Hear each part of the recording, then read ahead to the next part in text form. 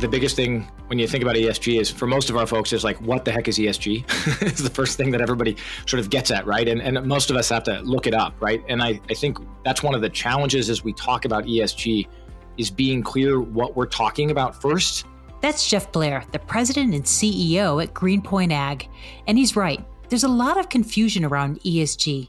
But listeners, you're going to hear that environmental, social, and governance are three factors that are commonly considered, reported on, and measured by cooperatives.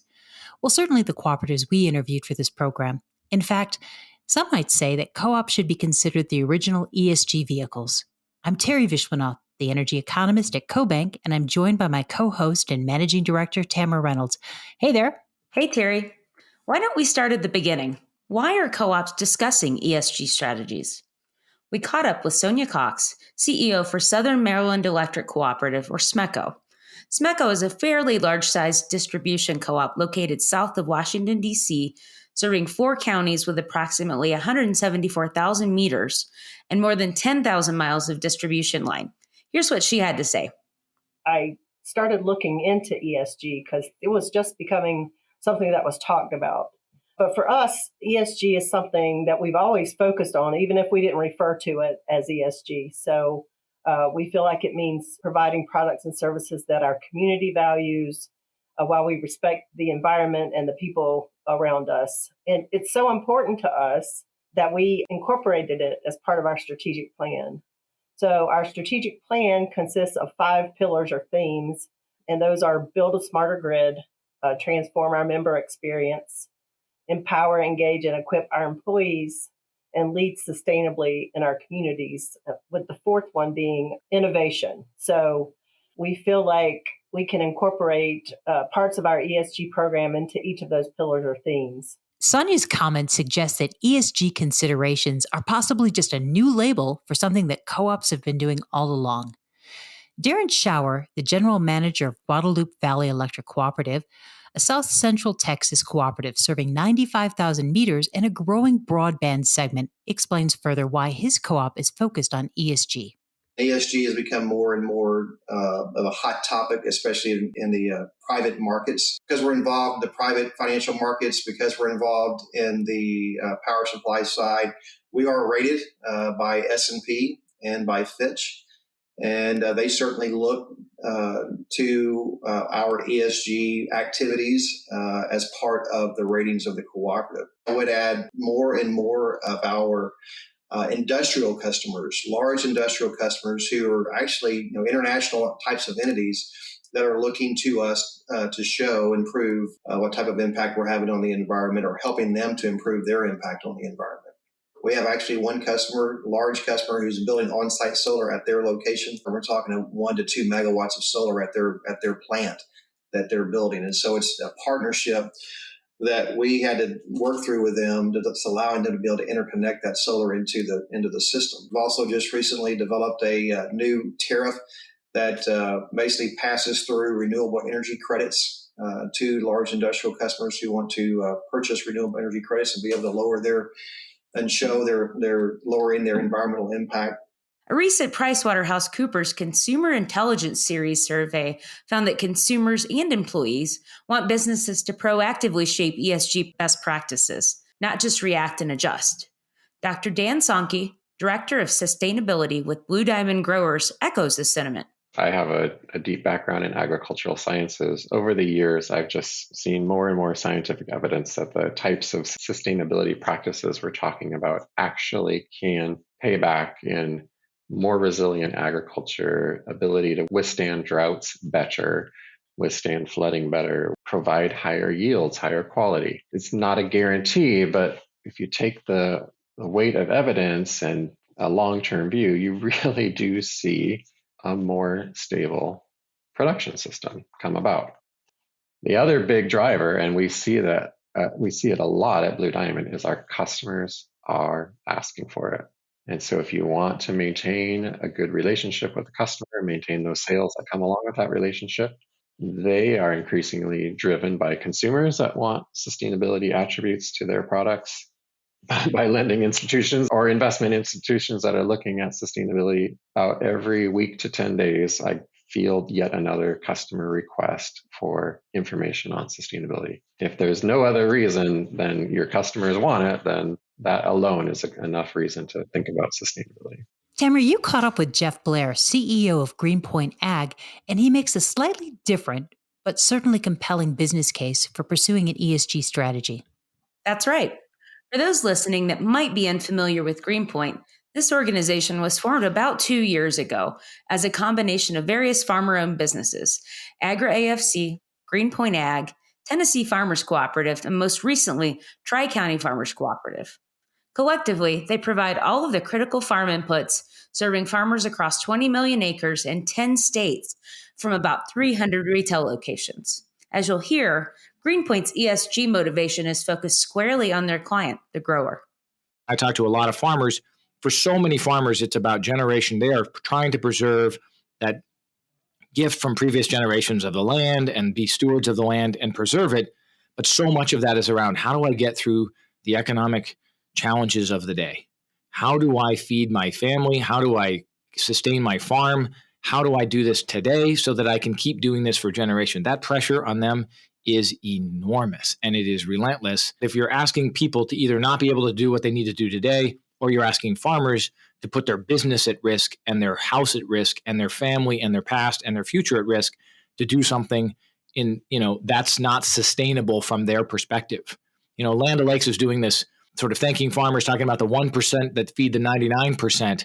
I love the campaign because we have to remember that, right, if we're not sustainable and our farmers can't continue to farm, then the 99% that rely on the 1% are in trouble. Our guests were terrific at pointing out the incentives for developing an ESG strategy. These strategies simply make good business sense, and their consumers require it. But how do you start your company's ESG strategy? Where should you begin? Sonia, Darren, and Dan gave us a few pointers. We will start with Sonia and listen to Darren and Dan. I did a lot of research online. A lot of the investor-owned utilities have ESG reports and they're on their websites. What I found interesting about a lot of them is that if you go on their website and the report can be pretty interactive. So if there's a certain part of the report that you want to review, you can just click there and it'll take you directly to that part of the report. I just think that that there's a lot of really good reports out there. So I didn't have to kind of, recreate the wheel, so to speak, and was able to take what I saw as helpful information from others and sort of craft ours in that manner. As we were putting together our inaugural ESG report, we thought it was important to align with two of the internationally recognized frameworks for reporting out on our ESG data. I mean, it's okay, you can have an ESG report, but if you're not holding yourself accountable to some of the standards, then really, what good is it? What are you saying? You're reporting it, but how are you holding yourself accountable? So we looked at the different frameworks that were available, and we chose the Sustainability Accounting Standards Board and the Global Report Index. So we used those frameworks to organize our reporting and disclosure process. When we spoke to Darren, I mentioned that his organization's ESG strategy felt like it had been developed organically, as an extension of the co-op's normal business, and this was his response. No, I think that's exactly right. We, for many years, environmental policies and here at GVEC, as far as renewable type energies, we were not real actively involved, except for our members who wanted to purchase solar directly. So we've been doing that for quite some time.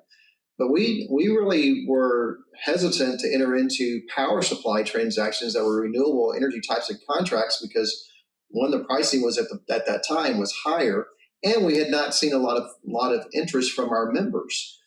Now pricing's in line, and we're getting more and more feedback from our customers, primarily the industrial customer base, that is encouraging us to look at the portfolio, our power supply portfolio, and ensuring that we have renewable components to that portfolio that we can then pass on to them. So it certainly has been driven by the members. Blue Diamond's ESG program followed on the heels of their participation in a larger statewide initiative, as Dan explains. For over 10 years, the almond industry in California, through the Almond Board, has had the California Almond Stewardship platform. So this is a sustainable agriculture program tailor-made to California almonds with multi-stakeholder input. It's been benchmarked against some internationally recognized standards. So it's a robust program. And Blue Diamond has been participating in that program from the beginning. So over 10 years of encouraging growers to engage on sustainable agriculture and then benefit the entire industry by sharing data and educating them on practices across the gamut on almond farming and sustainability. And then Blue Diamond, utilizes the program to talk about what we're doing on the farm on sustainability. So a long ways down the road in that regard. But a few years ago, the co-op decided it really wanted to accelerate and create a more Blue Diamond specific sustainability message and program that was not just on the agriculture side. I was brought in last year to continue standing up a program where we put together teams across the company to look at manufacturing and transportation and procurement and human resource issues with the workplace culture and community giving and just a wide array of programs, including the sustainable agriculture work. I think most of our listeners will be familiar with the Blue Diamond brand. I joked with Dan that I'm a big fan of their smoked almonds, and he is too. This organization was founded in 1910 and today can boast of being a large cooperative of approximately 3,000 almond farmers, all in the Central Valley of California. Their ESG journey was rather involved. I would agree with you there. Blue Diamond has been tracking ESG progress comprehensively across the company, and like Southern Maryland Electric Cooperative, it's starting to share the message. I wanted to get into the specifics of some of our conversations on ESG. Both of the electric co-ops we interviewed discussed their efficiency and sustainability programs. There was a common focus of materially reducing demand, especially during peak hours, which of course lowers the environmental impact, but also by making renewable power supply decisions. Sonia mentioned a novel approach that SMECO is taking here. In Maryland, just to give you a little bit of background, we are a retail choice state, which just means that retail providers can come in and provide the commodity portion of the electric service. We still distribute it. And the utility is considered a provider of last resort. So although we haven't had a lot of customers switch, we have had a few, and most of those were switching to green portfolio or green commodity. So what I did was approach the Public Service Commission and said, SMECO wants to provide a green commodity product. Can we do that? Because we had to have permission. So we're actually providing this green, we call it a green rider. So if a member wants to have all green power, they can sign up for this rider. It costs a little bit more, and they know that, but it's their choice, and we're able to offer that to them. And then we go out and purchase renewable energy credits to cover that. So that's another way we're addressing environmental issues. I wanted to understand how the environmental aspects might translate for our ag guests. Here's my conversation with Jeff.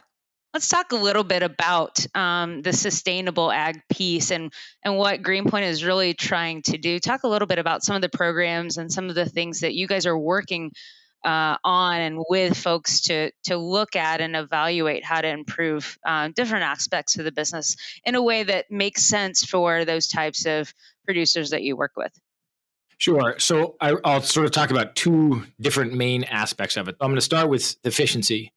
And I think the best thing from my perspective that we can do for the planet is to help our growers grow food more efficiently, sustaining a growing population with the same amount of land, right? We can either cut down more forests and get more farms, right? Or we can grow more food on the same acre. There was a study that was done here a couple of years ago, and I can't remember the name of the study, but they sort of said, if we grew food at the same efficiency that we grew it in 1960, to feed today's population, we would have had to cut down a forest the size of Europe plus Mexico. When we think about at GreenPoint, how do we help our growers be more efficient in their resources? And I go back to that definition of sustainability in terms of people and profit and planet. At fertilizer prices of today, the less they can use to grow the same crops, the better off they are. They make more money, right? The planet wins because we're not either volatilizing nitrogen into the atmosphere that's contributing to global warming, or we're flushing it down the rivers and the lakes, contributing to the dead zones that are so prevalent, around the world. So So how do we help them be more efficient? There's a win for the farmer, there's a win for the planet, and I think there's a win for the greater agriculture industry through that. And our job is really to help them understand that. Addressing carbon was also part of your conversation with both Jeff and Dan, right? That's right. I asked Dan to explain how the USDA grant would be used for carbon sequestration. Here's what he had to say. The USDA announced that we will be awarded $45 million over the next 5 years to advance climate smart activities on our member farms. It's very exciting. So we told the USDA that the practices that are known to sequester carbon that we will be focusing on are planting cover crops, conservation plantings, which are like cover crops outside the orchard, and then hedgerows, which are lines of shrubs and trees that provide habitat for pollinators while sequestering carbon.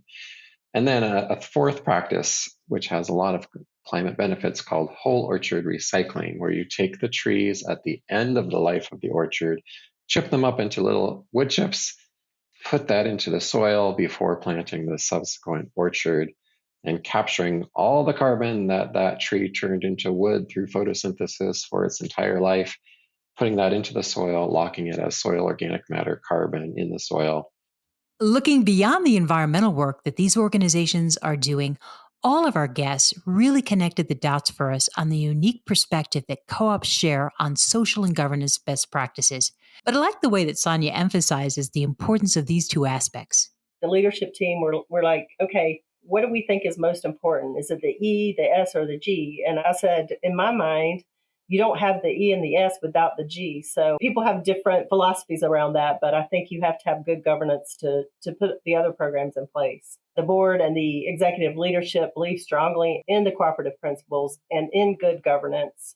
Our board meets monthly to receive reports on the operations of the organization and to set policy. We have 15 board members, and 5 of them are up for re-election each year, and then they serve a 3-year term.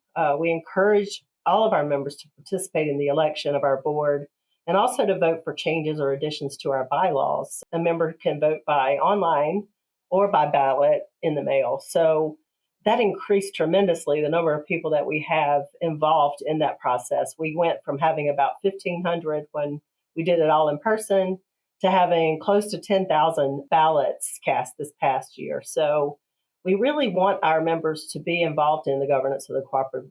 And that's one way that we see that we can do that. Social and governance issues are really where I think co-ops shine. And I'm not alone in this assessment. Dan makes a terrific point here.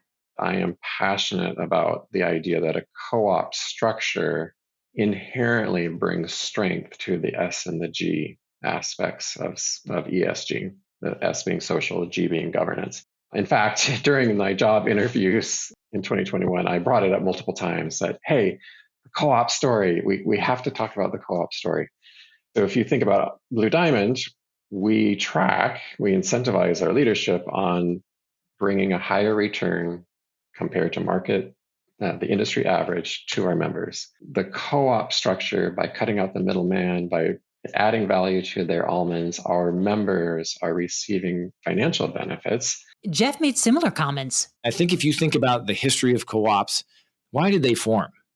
Because farmers were sort of feeling isolated. They weren't getting the service they needed. They couldn't get the supply they needed. So they said, you know what, if we get people together and we formed this co-op and we, put our money together, we can get supplied. And if there's any left over, we'll divide it up at the end. And that was how it started for us in 1935, is how far back it all dates. And it's just continued to grow. But it only grows if people understand that value and continually talk about it. So I think there's a messaging there, and just to continually reinforce it. Don't hide from this cooperative thing. I think we want to embrace it. It's a phenomenal model that, frankly, you should. If I were looking around at other pieces, other industries probably ought to be looking to the cooperative model going forward versus the other way around. There were a couple of good examples that Sonia provided that helped me understand how they consider the social aspects of their policies. We, from a social perspective, are placing a lot of focus on equity and inclusion and diversity. Those are all really important things. We have about 35% of our workforce that are female and 24% that are part of a minority community. My philosophy is that our workforce should look like our members. the makeup of our members. We have this philosophy where we say we want to attract, inspire, and retain an inclusive, diverse, wellness-minded, and engaged workforce. We want to be an organization where everybody wants to come to work here and everybody feels welcome and valued. And then from the other side of the social component, as far as making our power as reliable and low cost as we can to our members, because we do have, a lot of members that really can't afford their electric or heating. So we offer a Members Helping Members program. We ask our members to contribute to the Members Helping Members program. They can do $1 a month, $5 a month, or $10 a month. And then whatever the members donate, then SMECO matches that. And our local, we have a local agency that distributes those funds for us to people who can't afford to pay their electric bill. Tamara, how do you measure success for these programs? From our conversations, the members and consumers are actively weighing in on what success looks like for them. There is an important aspect of bringing along the entire membership on the ESG journey. Dan and Blue Diamond have achieved success here. The board of directors decided to create a financial incentive for growers to go through that California Almond Stewardship Platform. And that has been a game changer. Just amazing results. Today, 40% of all Blue Diamond acres are now assessed within the California Almond Stewardship Platform, which makes Blue Diamond the home of the largest number of acres engaged in almond sustainability in the world. To get the highest tier, you have to go through the entirety of the California Almond Stewardship Platform, plus do a carbon assessment of your orchards through the Cool Farm tool, and get bee-friendly farming certified. So this is a certification that requires you to provide habitat to pollinators on your farm, at least 3% of your acres equivalency, either in or near the orchard. You have to provide fresh water for bees. You have to provide some permanent habitat for native pollinators. You have to use integrated pest management to reduce pesticide risk to pollinators. So it's quite a comprehensive certification and a lot of effort and investment that growers have to do. But if you do all that, plus the other two things, you get a higher price per pound of almonds and a higher base payment. So it's a combination of financial incentives and different investment that the grower has to do to achieve that. This year, in the second year of the financial incentive to growers, we paid out $1.74 million to the growers involved in that program through the combination of financial incentives I mentioned. So really excited to be able to share that with the world. That's a significant investment in sustainability, on par with what other food companies are investing in sustainable agriculture. Really excited about that. Tamara, these programs are not easy to pull off. And a number of our guests we interviewed talked about pushback on their programs, right? Absolutely. But I would close on a really important point that Sonia makes.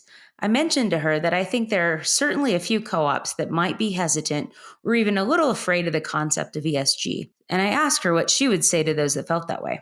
I think I would just direct them back to the 7 cooperative principles because, like I said in the beginning, I think we've been doing ESG as long as we've been in existence. It's just not been called that. So I think the cooperatives have a good story to tell, and I think that you can look at each one of those principles and you can almost fit them all into an E, an S, or a G. So that's how I would put it. I think I agree. I hope that all of you have enjoyed our program on co-op ESG initiatives and hope you'll tune in next month when we discuss rising natural gas prices and the impact the war in Europe is having on domestic energy prices. See you later. The information provided in this podcast is not intended to be investment, tax, or legal advice and should not be relied upon by listeners for such purposes. The information contained in this podcast has been compiled from what CoBank regards as reliable sources. However, CoBank does not make any representation or warranty regarding the content and disclaims any responsibility for the information, materials, third-party opinions, and data included in this podcast. In no event will CoBank be liable for any decision made or actions taken by any person or persons relying on the information contained in this podcast.